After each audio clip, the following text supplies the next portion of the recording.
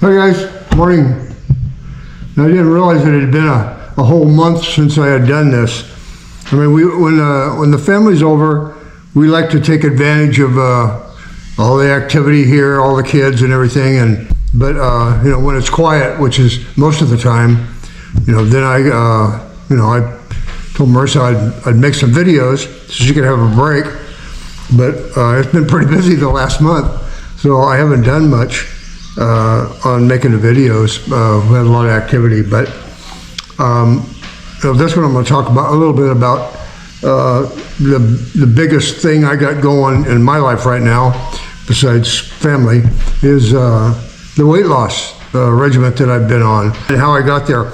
And thank you for everyone that sent a message that I inspired them to do something about their health. Start exercising, walking, getting a treadmill, whatever. Man, that's motivation for me, that I can help somebody else improve their life. I think that's the best thing, to me, that's the best thing any of us could do before we leave this world, is help somebody or show somebody the way to or inspire them to improve their own life and other lives. But that's a different subject. Anyway, it all started with me, and I'm just like everybody else, man, a creature of habit. I had been diagnosed with borderline diabetes, but didn't pay much attention to it. Still ate what I wanted, loved ice cream and all the sweets and all that stuff, and for years and years got away with it. And that's kind of how I lived my life, man, right on the edge a lot of times, especially when I was single. But I finally caught up with me here, and because when we first came here, I was walking 5 miles a day, and I felt great. But somehow I got off of that. I don't know how. I stopped doing that. I think maybe it had something to do with the rabies outbreaks. Twice a year here, there's big rabies outbreaks. As a matter of fact, now it's all over the news. There's a lot of kids that are dying and have rabies because they got bit and didn't get the shots in time. So it's a big deal right here, right now. I don't know what they're going to do about solving that situation. But anyway, so I started putting on weight, and then I started feeling not good. Every time if somebody sneezed and had a cold 5 blocks away, I got the cold, and because my immune system was down, and toothaches all the time. Go to the dentist, couldn't find nothing wrong. Matter of fact, I even had a couple of teeth back here pulled because they hurt. And he had struggled like anything to get the teeth out because nothing wrong with them. Learned the lesson the hard way, man. And it's all because my immune system was down, which leads to gum infection and everything else. I got COVID twice while I was here, and it's all because of my eating habits. And so finally it got so bad, and then I got pneumonia and didn't realize it, and I was still out there walking every morning, but it's getting harder and harder. And try to hurry this up, I don't want to bore you, but I'm trying to explain how I got to this point of turning my life around. And anyway, wound up in a hospital, and finally the doctor, I got some advice that said, the reason you're catching everything around is your immune system down, and it's because you're diabetic and you don't manage your food consumption. And when I went in the hospital, my blood sugar was almost 400, 380 something, 89 or something, and that was in pretty bad shape. So that was a big wake-up call to me. I had a friend, hi Mel, that told me a friend of hers just had a major health crisis in her life, and she said she got reminded of the mortality of all of us, and I think that's what happened to me. Got reminded that, man, you're only as good as what you make yourself. You can get away with it for so long, but you don't get away with it forever. It catches up with you. So I decided to try to take control. And very thankful I got one more chance. Because a lot of people, they have an attack like that and they don't get another chance. So I'm very thankful. I've been lucky like that, and decided to take control. And basically the first thing I did was stop drinking milk. And I think I cut back on bread, but carbohydrates, pasta, and sugar. Milk and sugar, man. I just stopped consuming. And it's just like, the more of that stuff you eat, the more you crave. It seemed to me. Once you get it out of your system and you get away from it, then you don't really crave it anymore. And I don't crave it anymore, although I do once in a while indulge in something that eat something I'm not supposed to. But the doctor told me that's okay as long as you maintain your blood sugar level, that it's acceptable blood sugar level, which is 100 to, I don't know, 110 or something like that. Then once in a while you can have a treat. And so that's the way I try to look at it. And exercise, and that's one of the things that was important when we did this addition was build an exercise room, so we could so I could do that, because like I said, I've gone through that before about walking in the dog infested area. I was just lucky all the years that, I don't know, 3-4 years that I've walked here, I never got bit. Almost, but never quite bit. So anyway, that's how I got to this point. And once as soon as I stopped drinking milk and eating sugar, that pound started coming off like that. But then after the initial thing, it's a little harder to get them off. So, exercise. So diet and exercise, man, that's what I'm doing. And I feel better than I felt in years. And it's all because I, took control of my life and decided, do I want to indulge in what I'm not supposed to indulge in and die sooner, or, take control of my life and live a little longer if I can. And yeah, I want to squeeze out every day I can, man. So I think most of us want to do that. And that's my story of the weight loss, and I'm still working on it. I want to lose another 15 or 20 pounds, get my body mass index down to where it's acceptable. But I feel a lot better, yeah. And I'm going to keep at it, and I'll try to make these more than a month, less than a month apart. Initially I was going to try to do at least one a week, but we got, like I said, got so busy and couldn't really do it. And I made some notes here, questions from last time that I wanted to try to answer. I probably won't answer them all, but going back to living here and understanding the customs here, people write in comments, well, why do you call it brownouts? It's not brownouts, it's blackouts. Brownouts are when you have a reduction in power, and other things that Filipino culture here, they use American terms that doesn't exactly mean what it does in the U.S., but this isn't the U.S. And you can't, I had to even remind myself, I'd come here and try to tell them, well, this is the way, and this is how you say that. They're not receptive to that.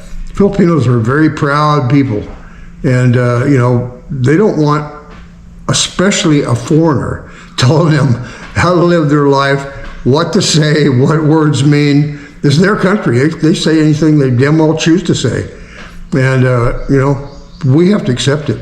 And I had to learn my lessons in doing that also. It's not very well received here. And so whether we, it doesn't matter if we like it or not. It's their country. But if you get past, it's all attitude. You get past that your own attitude, and then you can really enjoy the country because you're not angry all the time about somebody, which I was at first, somebody intruding in front of you when you're driving and not getting out of your way fast enough, or blah, blah, blah. You can't have an attitude like that here. It'll just get you in trouble and make your experience here not as pleasant. Once you get past it, now, believe me, it was difficult for me because I came from the work environment, push, rush all the time, and from my previous experience at the industry I was in, and so it took me a while. But yeah, they are.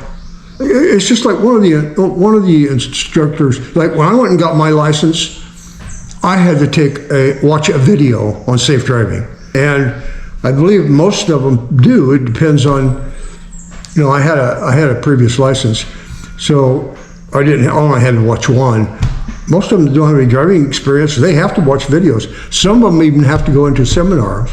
And I've had those instructors tell me, look, we tell these drivers, what lane to drive in for slow vehicles, what lane to drive in for fast vehicles, the rules of the road. And they don't pay attention to it or understand it, or they just continue to drive the way they always have driven. And, human nature. People are creatures of a habit, and people don't like change. And I don't care, what it is. People are resistant to change. Everybody's got this little comfort zone that they live in, and they don't want to. They're real hesitant to step out of that comfort zone and do something different. And that's just human nature. So it's a learning process. But they're going to have to do it on their time and their way. We don't have much choice in it. You can't criticize them because it's their country. We're guests here at their discretion.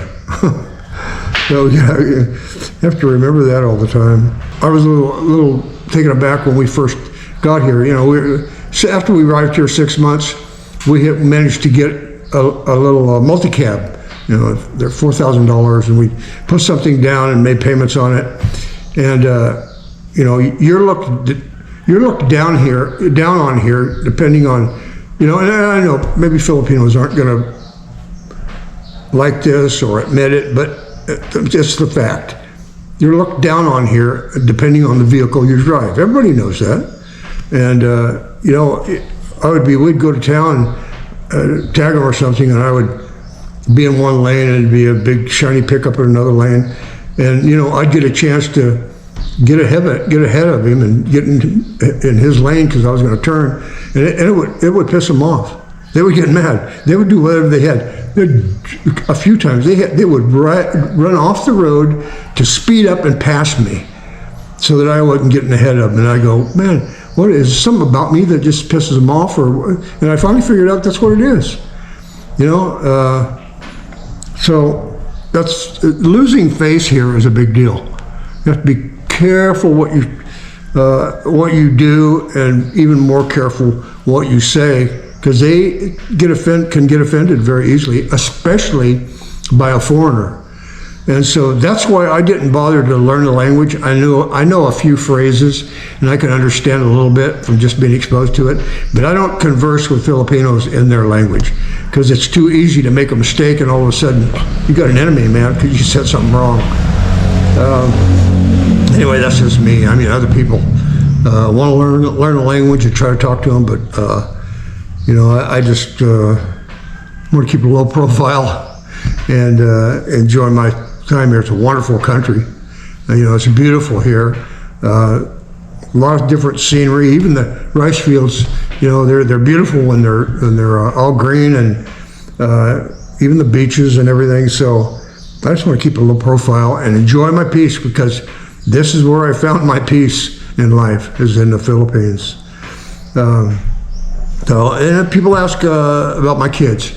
I have 4 kids. I have a daughter that is, let's see, she's probably 58 now, and she's the oldest child. And then I have 3 sons. And of course, my oldest son passed away 3 years ago. And that's been something that stays with you forever. I don't even like to talk about it, because It's still hard to imagine. And so I have 2 other sons, and they're all in the U.S. Hopefully when they get their lives settled, because they're still trying to figure out their lives and what they're going to do and all that, they'll come visit.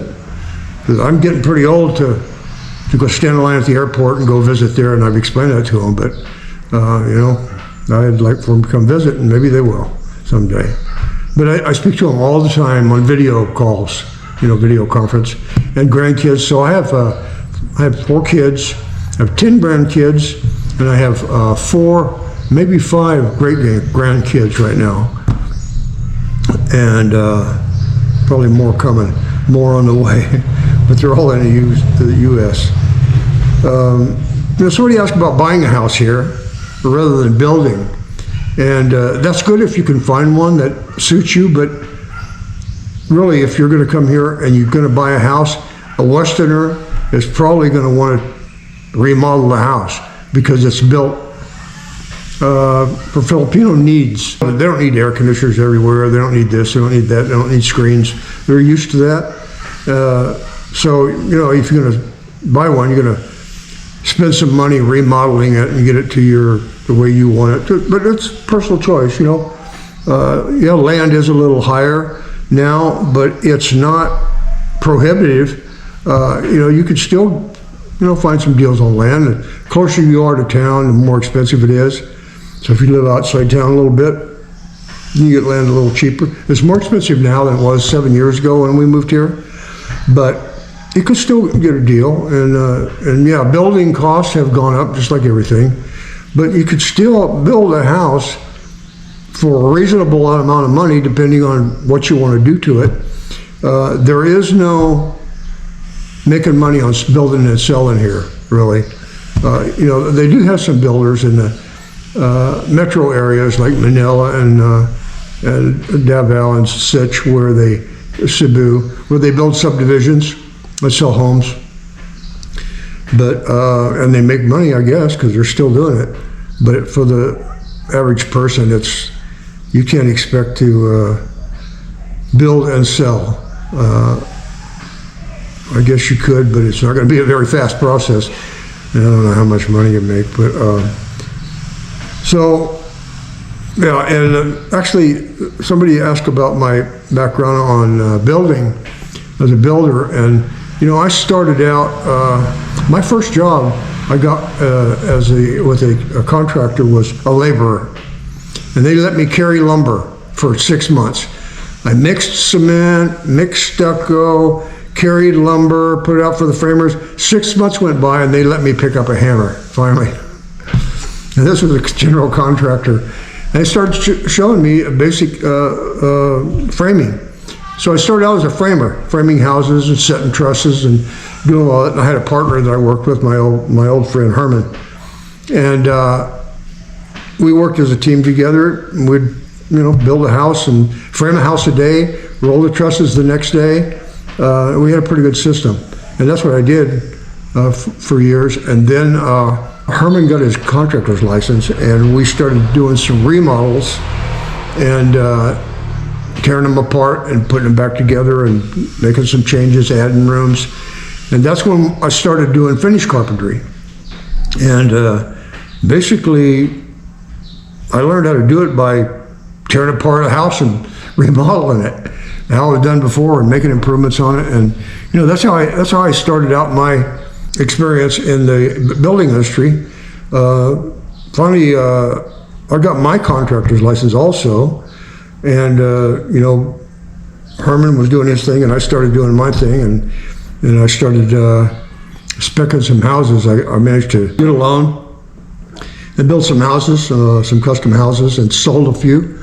And it started like that, and then eventually I went to work for a national home builder, Kaufman and Broad, actually, one of the biggest in the U.S. And I went to work for them as a superintendent, and I learned mass production there, and that's how I started out. Went from builder to builder until I found the right home, and that's spent 35 years in the building industry. And somebody asked about an architect here and all that. We didn't hire an architect when we did this. I drew up the floor plan. Marissa told me what she wanted in it. I told we discussed what we could do with it. And I drew up the floor plan, and we got hired builders and, showed them the floor plan. And then we stood there, and as we were doing every day, we maybe removed this or added this or something. And that's how we built this house. So I don't have any experience with architects here. I guess, the thing about an architect is if you have an engineered set of plans, which I guess if you build in the city limits here, you have to have, they require an engineered set of plans. So then you got inspections and the city's gonna, building permits, city's gonna look in on it, different phases of construction. If you don't have an engineered set of plans, if you just have plans, then the city don't get too involved if you're not building in the city. So yeah, I couldn't recommend an architect. I assume you would just go online and try to find one, but it's going to be more expensive that way. But everybody doesn't have I understand everybody doesn't have the background to be able to build without an architect and an engineered set of plans. But that's what we did, and turned out fine. Let's see. Oh yeah, this was a big thing. That last video I did about, somebody asked a question about if your Filipino spouse dies before you do, can you own the property and the house? And I looked up on the immigration website, and then there's another website that for inheritance, and the big key here, thing that I noted most, is if you have a permanent resident permit. Now, when you go to get your permanent resident visa, at first they'll give you a probationary permanent resident visa. I think that's good for a year or so, and then you can turn it into a permanent resident visa. And if you have that and your spouse dies, then there is provisions in the inheritance part of the laws that says you can go to the immigration department and let them know your situation. It's on an individual basis. Let them know your situation, and they can give you extra time to dispose of the property or whatever you decide to do. But there's so many catches to it. She can't have children, or the children by previous marriage or whatever. Then the children get involved, or siblings. The siblings get involved. Then you're gonna have to get an attorney involved and fight it out. And the best thing is die first. That's the simplest thing. Dying first, man. Otherwise, it's so convoluted. It's make your head spin. The other thing is about dying first. The age gap that there is between Marissa and I. It's looked at a little more common here in the Philippines than it is, especially if you're a foreigner. But there's Filipinos that have a big age gap that are both Filipinos, so it's not uncommon here, and it's looked upon a little more understandably when an older foreigner comes here and marries a Filipino that's quite a bit younger than them. When I met Marissa, there was just something about her that was, she just radiated joy, radiated happiness, and I was just attracted to it, man. I mean, it's something that I was totally not used to, and she just captivated me. And plus, she's so beautiful, but it's just her aura around her excitement, something, and I never really thought much about the age gap. Thought about once in a while, I go, man, am I looking stupid for, but like I said, there was immediate connection with her, and just went ahead and went forward. She brought her to the U.S. After she finally got her visa. I came over here and visited 4 times, and then the 4th time I came to visit, she had her visa, and I took her back to the U.S. with me, and we lived there for 11 years, and it was a whole different story living in the U.S.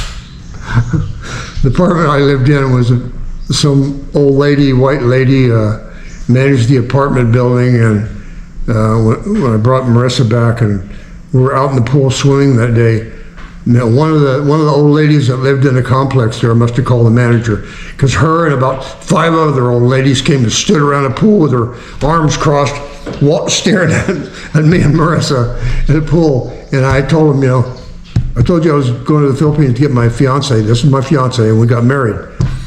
And didn't set very well with them, but after that, I wasn't very well liked among the little old ladies there. But I didn't care. That was one of the, to me, that was one of the bonuses of getting married. But yeah, didn't meet their permission. So another SRRV visa. Now that's a retirement visa. I don't have much exposure to that. Don't have much experience with that. The permanent resident visa is what I got. I think the other visa you can get if you're not married to a Filipino, but you got to have. I think it's like $10,000 in the bank and some other things to meet the requirements for that. And I came here on a Balikbayan visa because we were married and lived in the U.S. So I came here as her spouse, and did somebody else asked how they can come visit their girlfriend for 6 months. You can get a visitor visa, and then, which is good for like 29 days. And then you have to show them an exit date, a plane ticket that you're going to exit the country. A lot of guys do is buy a throwaway ticket. You get a ticket to some country that's real close to here for like 60 some bucks, and you just never use it. But that's your proof that you're going to leave the country. And then before the 29 days are up, you go to the immigration department, you get an extension. You can get extensions for 3 months at a time, 1 month at a time, whatever. But you just keep getting these extensions until you decide you're gonna go. Last time I went to the immigration, there was a guy there, and we were talking, and I asked him what visa he was here on, and he said visitor visa. I go, how long you been here? And he goes, 8 years. I go, what? Yeah, he goes, yeah, I just come every 30 days and extend my visa. Wow.